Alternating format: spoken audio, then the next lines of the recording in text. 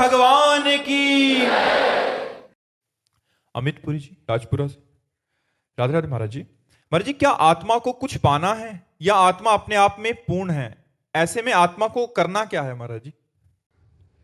आत्मा निर्विकार संपूर्ण आनंद का समुद्र, एक चैतन्य घन,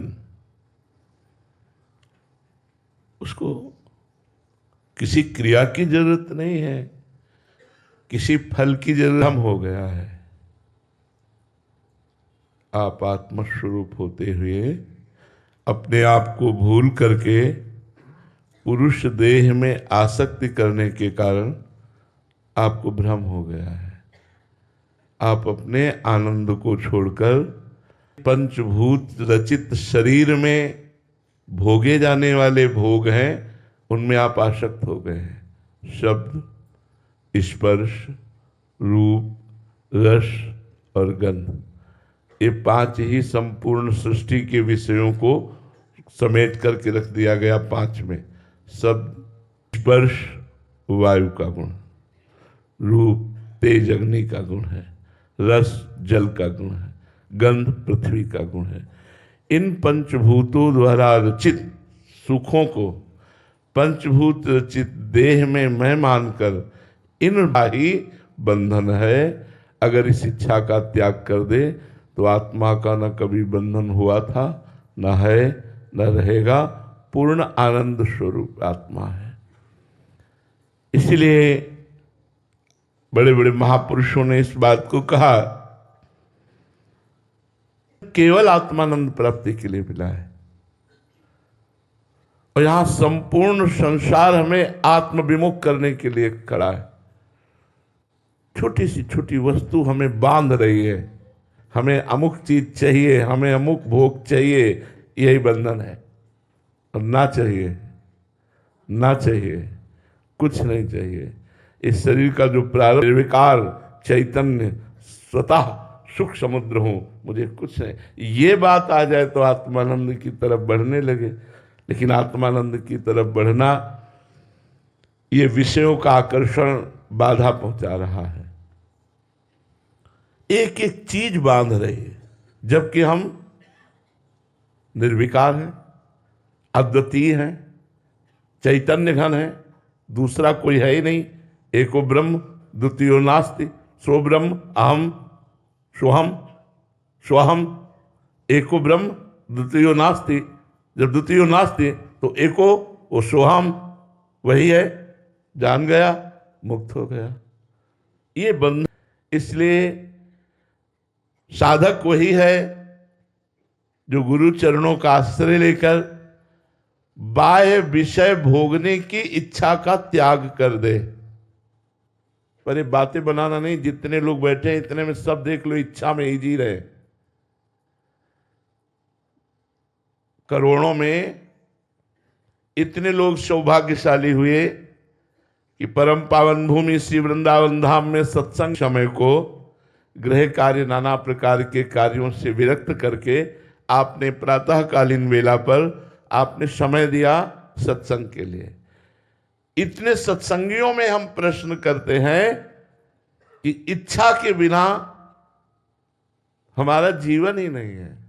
ये इच्छा, ये इच्छा, ये इच्छा, ये इच्छा, यही इच्छा ही बंधन है। मोक्ष का तात्पर्य जो हम मुक्त स्वरूप है उसका अनुभव हो जाएगा। ना आत्मा का कभी बंधन हुआ था, ना है, ना रहेगा। पर बिना गुरु आराधना के, बिना नाम जप के बुद्धि शुद्ध नहीं हो सकती। ये तीन गुणों का ऐसा लपेट है रजोगुण, इसी के प्रभाव से प्रभावित होकर वो जैसा गुण आता है वैसा ही स्वरूप प्रकाशित हो जाता है। अपने स्वरूप को भूलकर वो गुणों के स्वरूप में आसक्त हो जाता है। बिना त्रिगुणातीत हुए, बिना मायातीत हुए, बिना भोगातीत हुए हम अपने स्वरूप का अनुभव कैसे कर सकते? गुरु चरणों की साधना अत्यंत आवश्यक है। जब तक गुरु चरणों की आराधना नहीं होगी, उनके द्वारा बताए हुए साधन पथ पर नहीं चलेंगे, तब तक हम आत्मानंद को प्राप्त नहीं कर सकते। हम जगत के विषय के आकर्षण, जगत के संबंध बहुत कठिन है, बहुत कठिन है। आप लोग देख लीजिए, केवल बातें सुनना या करना एक सहज बात हो जाती है, प्रवचन कर लेना, लेकिन छोड़ना, हम जो बात कर रहे हैं उस पर ध्यान दीजिए। जगत के विषय और विषयों का आकर्षण और भोगने की इच्छा, ये बहुत कठिन है त्यागना। जगत के संबंध और संबंध बहुत कठिन है, और जिसने इसको त्याग दिया वही मोक्ष स्वरूप में स्थित, आत्म स्वरूप में स्थित हो गया। जो इसे नहीं त्याग पाया वही पुनरपि जननम पुनरपि मरणम पुनरपि जननी जठरे शयनम, यद्यपि वह अजन्मा है, यद्यपि निर्विकार है, फिर भी है, और उस मुक्त को बंधन स्वीकार करना पड़ता है और नाना प्रकार के कर्मों के फल को भोगना पड़ता है। जो कि निर्विकार है वो फल भोग कैसे? पर यही भ्रम है। इसी भ्रम को मिटाने के लिए गुरु चरणारविंद की आराधना होती है।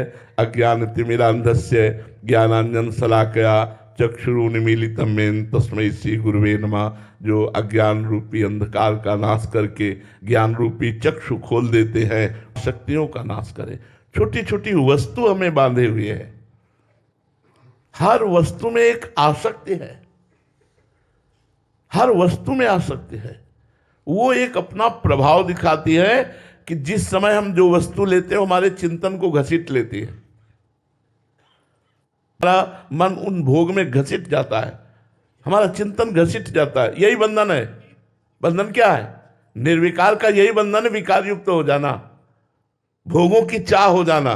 और ये बात चूंकि हम इस मार्ग में चल रहे हैं, बचपन से चल रहे हैं, प्रवचन कर लेना सहज है, बड़े बड़े प्रवचन सुन लेना सहज है, लेकिन भोगाकर्षण त्याग करना ये बहुत कठिन है। संबंध आकर्षण त्याग करना बहुत कठिन है। देह से लेकर देह संबंधियों तक देह के भोग वो आत्मस्वरूप को प्राप्त हो जाता है। अपने आप से अपने आप का उद्धार हो जाता है। अपने आप से अपने आप का उद्धार। कोई किसी का उद्धार करता थोड़ी। उद्धार की बातें, उद्धार का रास्ता ये दिखाया जाता है, लेकिन उद्धार तो अपने आप से अपने आप का होगा। अगर आप अपना उद्धार न चाहें पाही तो करेगा, लेकिन आप पात्रता ही नहीं स्वीकार कर रहे हैं तो वो सब ज्ञान उपदेश व्यर्थ चला जाएगा। तो आपकी बात समझ में आई ना?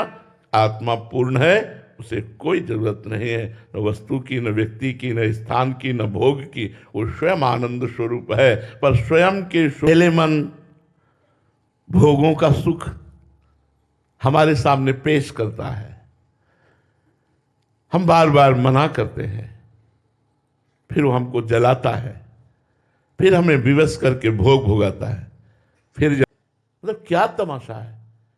पहले भोग की कामना जलाती है, फिर भोग का पश्चाताप जलाता है, फिर भोग की तृष्णा जलाती है कि और भोगे। क्या गजब की माया है। बार बार समझा रहे हैं दिमाग को, बार बार समझा रहे हैं मन को कि यार होश में, पर फिर वही अनंत जन्म बीते जा रहे हैं। ऐसा करते करते हरि जो मेरो मन हठ न तजे। बड़ा हठीला है, हठ नहीं तज रहा। और हमने मन में ममता कर ली, मन में आसक्ति कर ली। जो मन चाहे वही करना है। आज मन कहता है ये खाऊंगा वही खाऊंगा, आज कहता है ये देखूंगा वही देखूंगा, आज कहता है ये भोगूंगा वही भोगूंगा। भोगने को मिल गया तो हर्ष, भोगने को ना मिला तो शोक। वो द्वंद्वों में फंसा रहता है। कौन चाहता है? सबसे बड़ी समस्या ये है कि मोक्ष चाहता कौन है?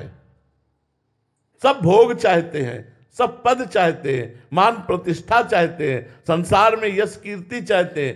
कौन चाहता है मोक्ष प्राप्त करना? कोई बिरला शास्त्रों साधकों में, करोड़ों में कोई बिरला भगवत मार्ग में चलता है। उन चलने वालों में समय होता है, नहीं तो मोक्ष पथ के साधन करते हुए वो भोग ही चाहता है। भोग की आस के पास में वो बंधा रहता है। ये आप देख लो, अंतःकरण में देख लो, तर्क करने की जरूरत नहीं। अंतःकरण में देख लो, आप कहीं ना कहीं किसी वस्तु व्यक्ति स्थान में रखे। अगर ये गुरु कृपा से छूट जाए तो मुक्त हो गए। आत्मा न कभी बंधन को प्राप्त हुई थी, न बंधन को प्राप्त है, न कभी बंधन को प्राप्त होगी। ये भ्रम तभी मिटेगा जब गुरु चरणों की आराधना करके ज्ञान प्राप्त कर लिया जाए। नाम जप करके सुबुद्धि प्राप्त कर लिया जाए, परोपकार करके हृदय पवित्र कर लिया जाए, तब शुद्ध ज्ञान प्राप्त होता है। समझ में